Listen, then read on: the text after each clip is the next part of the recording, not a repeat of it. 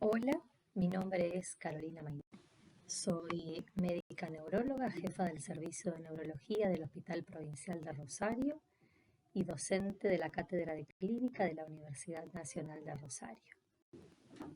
Estos son mis conflictos de interés.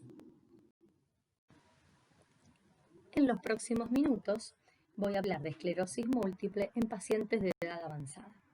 La esclerosis múltiple es la enfermedad autoinmune inflamatoria más común del sistema nervioso central. Generalmente se diagnostica entre los 20 y los 50 años, aunque a nivel mundial el promedio de edad de las personas con esclerosis múltiple está aumentando. Probablemente varias razones contribuyen a este aumento en la prevalencia de la enfermedad. La principal de estas razones es la mayor longevidad, como consecuencia de avances en el tratamiento de las comorbilidades, así como el gran arsenal de terapias eficaces que modifican la enfermedad y contribuyen a una mayor probabilidad de lograr la estabilidad de la misma. Aunque también es probable que intervengan cambios en los criterios de diagnóstico y mejoras en las herramientas de diagnóstico, incluida la amplia disponibilidad actual de imágenes avanzadas y de diferentes modalidades de las mismas que aumentan y mejoran la supervivencia tanto de la población general como de las personas con esclerosis múltiple en las últimas décadas. Existen diferentes estudios publicados que respaldan esto. En la TAM, la incidencia de la enfermedad es de 0,15 a 3 por 100.000 habitantes y la prevalencia llega hasta 38 por 100.000, pero existe una gran variabilidad entre los diferentes países de la región. Para Argentina, la prevalencia en 2009 era de 17 por 100.000 habitantes y un estudio realizado en 2016 arrojó un dato de 38 por 100.000, demostrando un aumento de la prevalencia 20 años después. Estos hallazgos están en línea con estudios previos realizados en otras regiones del mundo. La tendencia a aumentar la prevalencia con una incidencia estable podría reflejar el impacto de métodos de diagnóstico mejorados, de tratamientos actualizados y de una supervivencia prolongada.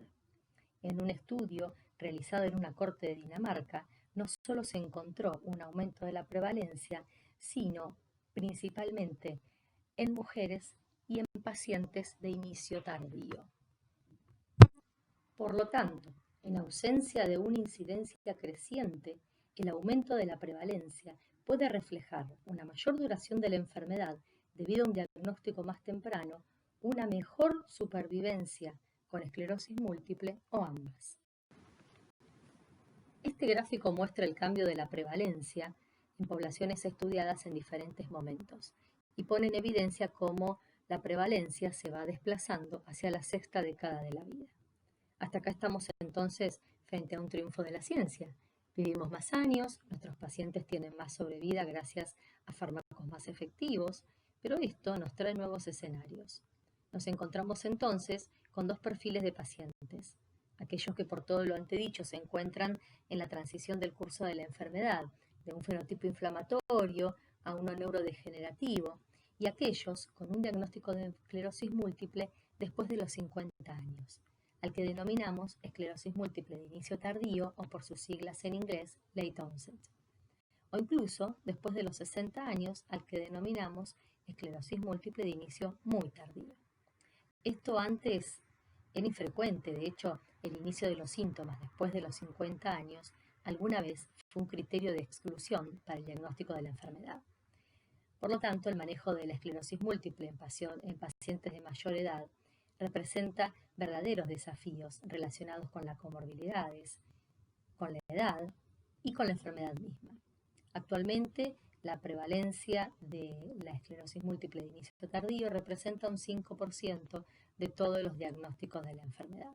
Sin embargo, los ensayos clínicos actuales no incluyen a estos pacientes ni a aquellos que tienen una duración de la enfermedad mayor a 10 años. Estos pacientes se enfrentan a desafíos particulares. La relación que existe entre el envejecimiento y la enfermedad, la falta de claridad con respecto a la seguridad y a la eficacia de las terapias modificadoras de la enfermedad, y la controversia sobre si la interrupción del tratamiento es apropiada. Vamos a ir describiendo en estos próximos minutos estos 3 puntos. En los pacientes jóvenes, la capacidad de reparación robusta del cerebro compensa los cambios en la etapa inflamatoria de la enfermedad. Pero los individuos que envejecen, una capacidad de reparación disminuida y los procesos neurodegenerativos asociados con el envejecimiento conducen a una disminución de la reserva compensatoria. Por lo tanto, con el tiempo se acumulan degeneración axonal, depósitos de hierro y estrés oxidativo. Finalmente, esto termina por abrumar las reservas naturales del cerebro. El envejecimiento a menudo se acompaña de inflamación crónica de bajo grado, probablemente como resultado de la exposición crónica a agentes infecciosos como el citomegalovirus o el virus de Epstein-Barr. Las células inmunes senescentes se acumulan en los individuos que envejecen y crean lo que se denomina un ambiente proinflamatorio, atribuible a la secreción continua de factores de crecimiento, de citoquinas proinflamatorias, de anticuerpos autorreactivos, entre otros factores ampliamente descritos. Estas células senescentes ya no pueden contribuir a la reparación del tejido y, en cambio, reclutan nuevas células inflamatorias que contribuyen aún más al daño tisular. Se cree que esta inflamación crónica está asociada con el desarrollo de muchas enfermedades que están también relacionadas con la edad. La evolución química también podría ayudar a explicar esta respuesta inmune disminuida. Esto da como resultado una disminución en la producción de las células T naive, lo que conduce a una actividad reducida de las células T en las personas de edad avanzada y un aumento asociado en el riesgo de infección. Otra explicación para la función inmune reducida observada en estos pacientes es la reducción de los factores neurotróficos. Esta disminución del soporte neurotrófico corresponde a una disminución de la capacidad de remilinización y a una reducción general de la plasticidad cerebral que agrava aún más los efectos del envejecimiento y de la misma enfermedad. La capacidad limitada de reparación de lesiones en los pacientes de edad avanzada se relaciona en parte con la falta de remilinización, que es un factor que requiere mayor consideración a la hora de pensar en el desarrollo de nuevas terapias. El envejecimiento del sistema inmune se caracteriza básicamente por dos eventos: un debilitamiento progresivo de las células inmunes, proceso que se denomina inmunosenescencia, y un ambiente proinflamatorio crónico determinado por niveles elevados de citoquinas, como interleuquina 6 o TNF, al que denominamos inflammation, lo que implica una capacidad reducida para generar una respuesta inmune adecuada. Estas moléculas inmunes modulan la función neuronal y vuelven a las células microgliales y a las poblaciones neuronales más vulnerables aún. La microglia, la contraparte de los macrófagos en el sistema nervioso central, senescente e hiperactiva, se ha asociado con una mayor producción de estas citoquinas proinflamatorias y con una mayor capacidad de proliferación durante el envejecimiento, perdiendo así su función neuroprotectora. La disminución de las células T naïve y el aumento de las células T de memoria, tal como explicamos antes, que ya saben contra quién deben reaccionar, no van a tener capacidad para reaccionar frente a nuevos antígenos. El perfil de alto riesgo inmune, las infecciones, el síndrome metabólico que suelen tener estos pacientes promueven reacciones inflamatorias anormales que contribuyen a la progresión de la enfermedad. La inmunosenescencia complica el manejo de la enfermedad, ya que la mayoría de los fármacos inmunomoduladores han demostrado ser efectivos para prevenir las recaídas, pero la mayoría no han demostrado una reducción convincente en la acumulación de discapacidad en los individuos con enfermedad progresiva. Por lo tanto, los pacientes de edad avanzada con esclerosis múltiple representan realmente una población excepcionalmente desafiante, que actualmente está desatendida por los regímenes terapéuticos existentes. El estado inflamatorio crónico asociado con el envejecimiento conduce a la proliferación de astrocitos y a la formación de cicatrices, evitando la reparación efectiva de lesiones, la remilinización y la eliminación de desechos por parte de los macrófagos. Con respecto al comportamiento clínico hay algunas particularidades para remarcar. Este es un estudio australiano publicado hace ya algunos años que muestra las diferencias clínicas entre los pacientes con inicio temprano y con inicio tardío. El grupo de inicio tardío mostró una relación mujer-hombre más baja y una tasa de recaídas ligeramente menor con respecto al grupo de inicio temprano. El envejecimiento es un factor importante que influye en el curso de la enfermedad. Se demostró que la edad avanzada al inicio se asocia con un mayor riesgo de presentar un curso progresivo, fundamentalmente primario progresivo, una conversión más temprana a un fenotipo secundario progresivo, así como alcanzar de manera más temprana una discapacidad significativa. En el grupo de inicio tardío hubo una mayor frecuencia de alteraciones motoras al inicio, principalmente mielitis transversa, y una menor frecuencia de síntomas sensitivos con respecto al grupo de inicio más temprano. Aunque la frecuencia de neuritis óptica como manifestación de presentación fue similar en ambos grupos, la frecuencia general de neuropatía óptica fue menor en el grupo de inicio más tardío. La frecuencia de error diagnóstico al inicio realmente fue mayor en los pacientes con inicio más tardío, siendo inicialmente diagnosticados como stroke o como tumor cerebral y en algunos casos de neuropatía periférica. El curso clínico monofásico fue la forma más común en la corte de mayor edad, con un 60% de pacientes que experimentaron un solo episodio en toda esta corte. Esto podría representar la alta tasa de mortalidad o el seguimiento limitado que tuvieron estos pacientes debido a la edad a la cual fueron diagnosticados. En este estudio se reanalizaron los datos del estudio CHAMPS y del estudio CHAMPIONS, donde se demostró que los pacientes que tuvieron buena recuperación y un inicio inmediato del inmunomodulador después de su primera recaída tienen un 65% de probabilidades de permanecer en un nivel mínimo de discapacidad si esto se da antes de los 45 años. Los pacientes que se recuperan temprano de una recaída inicial tienden a tener mejores resultados que los pacientes que se recuperan tardíamente. Y los pacientes mayores tienen peores resultados en función de la discapacidad. Si esto se relaciona con una mayor pérdida axonal, aún esto no está muy claro. Lo cierto es que es importante prevenir las recaídas en las personas mayores, porque incluso una sola recaída a una edad avanzada puede contribuir significativamente al empeoramiento de la discapacidad, debido a que estos pacientes tienen una menor capacidad de recuperación y una mayor propensión al curso progresivo de la enfermedad.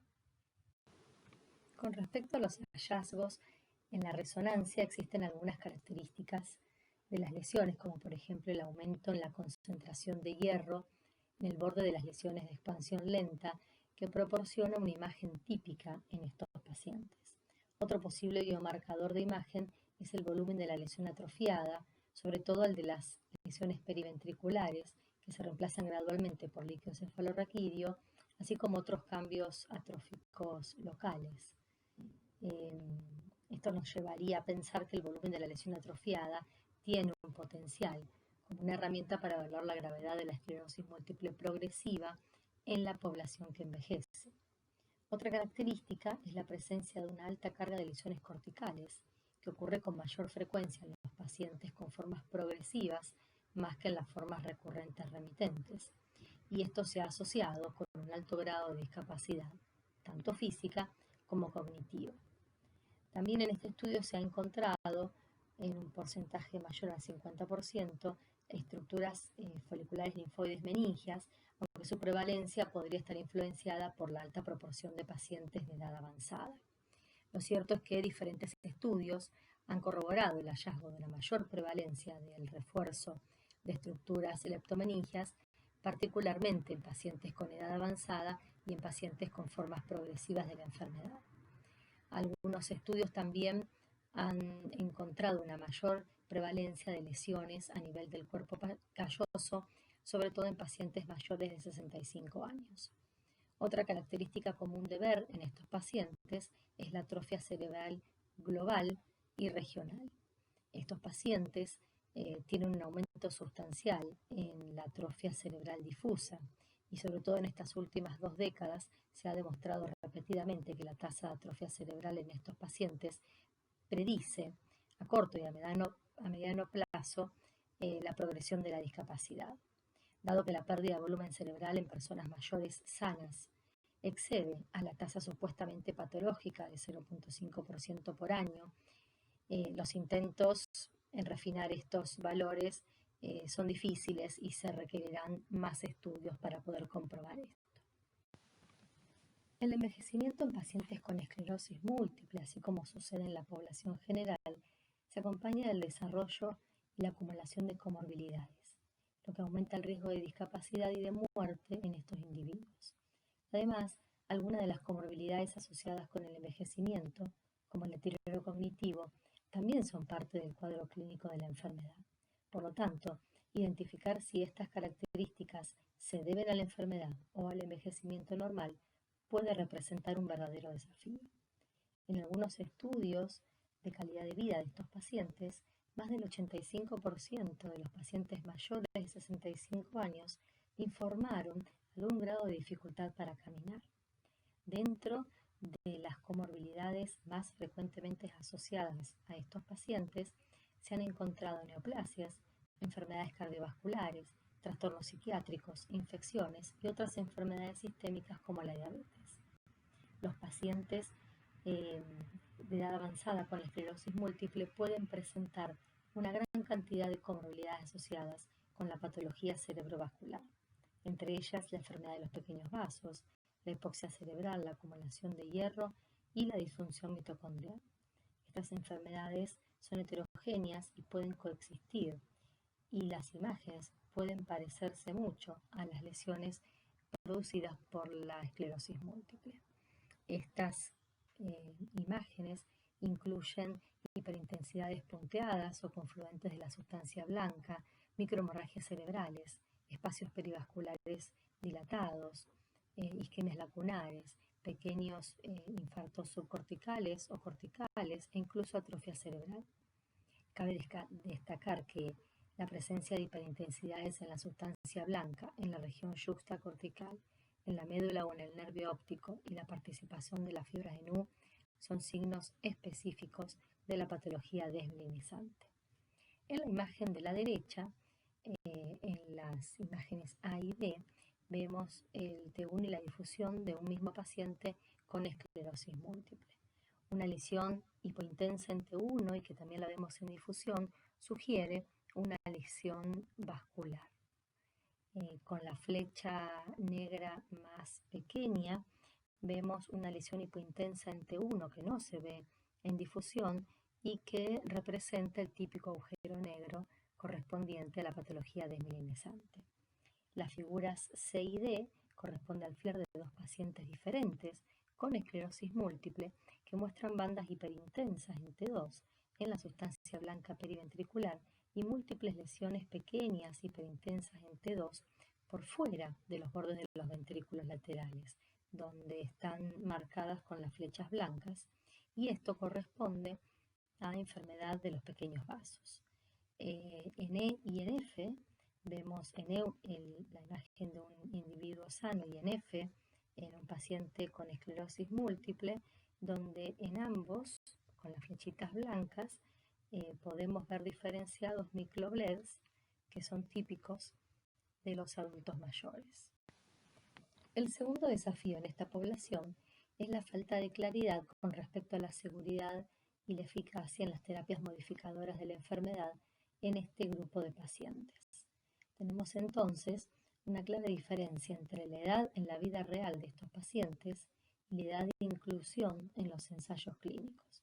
Por un lado, la prevalencia de la edad aumentó y por el otro lado, los ensayos clínicos principales excluyeron específicamente a personas mayores de 45, como fue el caso del estudio de acetato de glatilamer, o a mayores de 50, como fue el caso de los estudios para interferón beta 1b, para natalizumab y alemtuzumab, o a mayores de 55 años, como fue el caso de los estudios para interferón beta 1a, dimetilfumarato, fingolimod y teriflunomida. En un metaanálisis reciente en los que participaron más de 28.000 pacientes con esclerosis múltiple, se analizaron la eficacia de todos los fármacos para las formas RR dependiendo de la edad, y encontraron que la eficacia de los inmunomoduladores en la progresión de la discapacidad disminuye fuertemente con la edad, prediciendo la pérdida de la eficacia a una edad promedio de 53 años. Casi todos los fármacos tienen mucha mejor actividad en pacientes jóvenes. En la cuarta década de la vida, la eficacia de todos los inmunomoduladores se superponen como podemos ver en el gráfico. Y más allá de los 53 años, el modelo no predice ningún beneficio terapéutico para el paciente promedio. Los criterios de inclusión para los ensayos clínicos ponen un tope de edad y es muy difícil extrapolar qué es lo que sucede después. Curiosamente, el límite de edad superior a 53, extrapolado de los modelos de regresión del metaanálisis, está cerca del límite de edad superior de 55 años, que es el que implementan la mayoría de los estudios como criterios de inclusión. Sabemos que la actividad por recaídas se reduce con la edad. Las recaídas son muy infrecuentes después de los 60, independientemente de la edad de inicio del curso de la enfermedad. Por lo tanto, se debe considerar la posibilidad de que el inicio o la continuación de un inmunomodulador más allá de los 53 años exponga a un paciente promedio a riesgos asociados con el tratamiento con pocos o ningún beneficio potencial.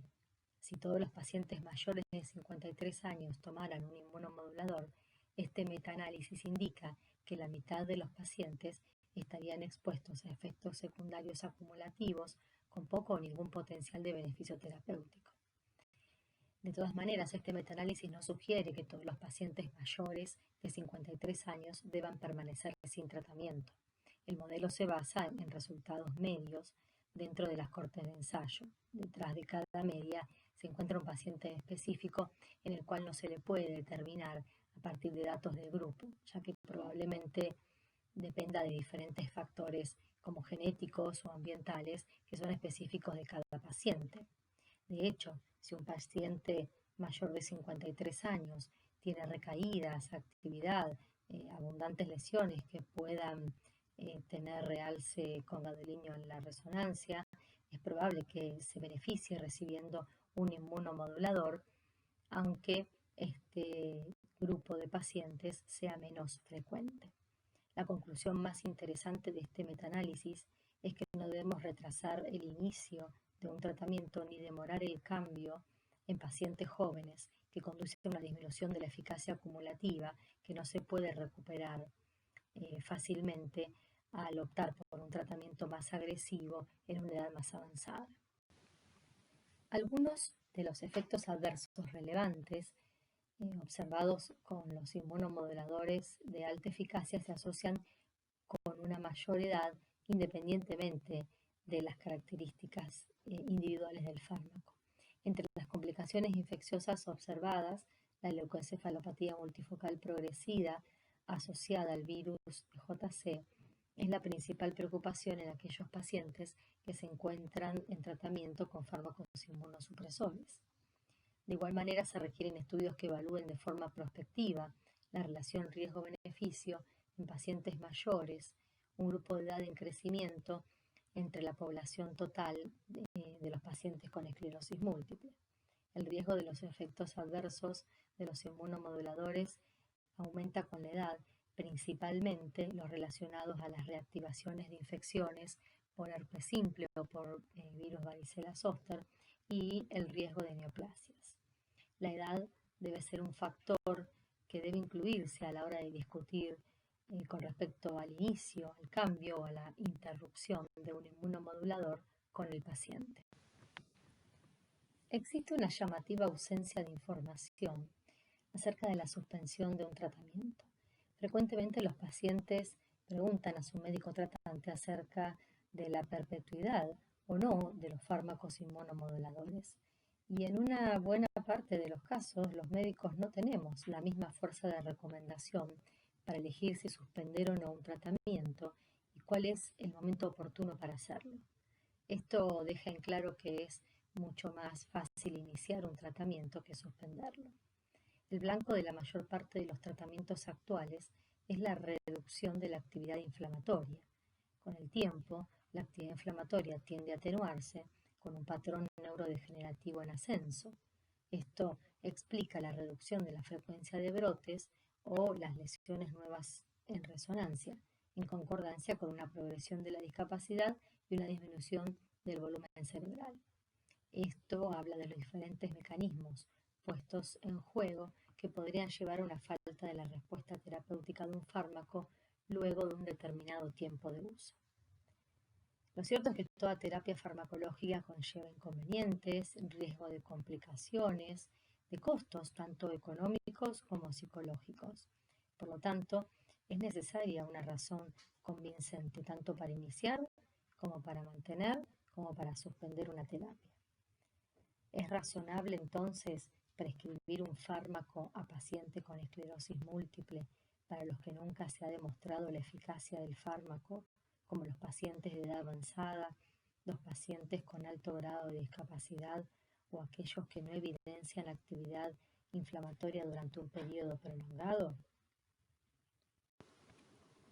Más allá de las razones expuestas hasta el momento, cuando nos planteamos suspender un tratamiento, una de las primeras variables en las que pensamos es en la edad. Los estudios han demostrado que las recaídas disminuyen con la edad y se vuelven muy infrecuentes en los pacientes mayores de 60 años, independientemente de cuál haya sido la edad de inicio o el curso de la enfermedad que estos pacientes hubieran tenido. Para los pacientes mayores, no está claro si la modulación inmune continua dentro de este contexto podría ser beneficiosa o podría contribuir a un mayor riesgo, por ejemplo, como el de tener mayor prevalencia de infecciones. En este estudio, que fue publicado el año pasado, se incluyeron un total de 600 pacientes mayores de 60 años que habían sido diagnosticados previos a esa edad, de los cuales casi un 30%, 178 pacientes, discontinuaron el tratamiento. Los pacientes que discontinuaron eran mayores, tenían una mayor duración de la enfermedad y un menor tiempo de exposición al tratamiento. El 68% de las interrupciones fueron decididas o iniciadas por su médico tratante y solo un menor porcentaje por los pacientes. En general, las razones de la discontinuación tuvieron que ver con efectos secundarios, con la estabilidad de la enfermedad, en algunos casos con la edad, con progresión, con comorbilidades y en algunos casos por el costo. Solo se produjo una recaída clínica entre los pacientes que discontinuaron y una pequeña proporción, poco menos del 10%, reiniciaron el tratamiento. La conclusión de este estudio fue que al centrarnos en suspender un inmunomodulador en pacientes mayores con esclerosis múltiple, se demostró que la interrupción es mucho más exitosa cuando se considera la edad en comparación solamente con la estabilidad de la enfermedad como habitualmente se suele hacer. Cuando consideramos suspender un tratamiento, generalmente pensamos en dos grupos de pacientes. Un primer grupo en el cual presenta una enfermedad estable con una mínima discapacidad o sin discapacidad, donde la inflamación es menor y los beneficios de la modulación inmune continua podrían ya no estar presentes. Y un segundo grupo, aquellos pacientes con formas progresivas o que generan una gran discapacidad.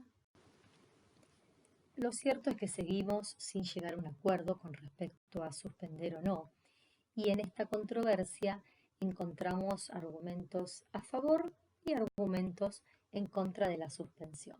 En este número de la revista de esclerosis múltiple se discutieron diferentes lados de este debate, pero podríamos decir que ambos llegan a una conclusión quizás similar.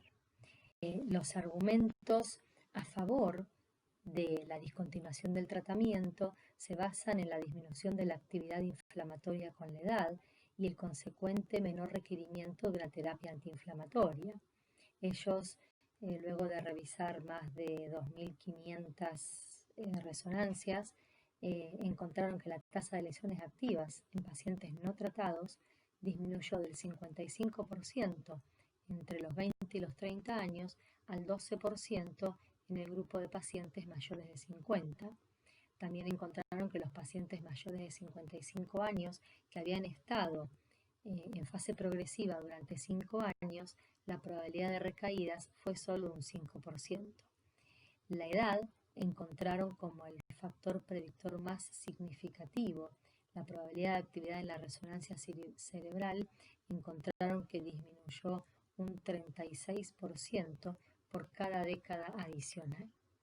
Por otro lado, no hay ensayos clínicos prospectivos que evalúen la seguridad de la suspensión de estos tratamientos y, como vimos anteriormente, muchos pacientes podrían verse beneficiados de continuar con una terapia inmunomoduladora. Por otro lado, el efecto de la suspensión no es biológicamente igual para todas las opciones. Algunos estudios muestran estabilidad a los 2 años de suspensión en el caso de los inyectables, que se acerca a un 65%, mientras que la estabilidad para las terapias de alta eficacia ronda el 25%. Como conclusiones, la prevalencia del envejecimiento en las personas con esclerosis múltiple claramente está aumentando en todo el mundo. Las personas mayores presentan desafíos únicos que incluyen una gran carga de comorbilidades y un perfil diferente de su sistema inmunológico. Es claro que faltan datos sobre la seguridad y la eficacia de los regímenes actuales de terapias modificadoras de la enfermedad en este grupo de pacientes, lo que indica la necesidad de realizar más estudios en esta población específica. Una proporción sustancial de pacientes con edad avanzada que se encuentran estables van a necesitar considerar en algún momento si suspender la terapia modificadora de la enfermedad o no. Los datos actuales son insuficientes para poder proporcionar recomendaciones basadas en la evidencia sobre este tema. Esta es la bibliografía recomendada para quienes deseen profundizar en algunos de los temas. Espero que esta rápida revisión del tema haya sido de su interés. Muchas gracias por su atención.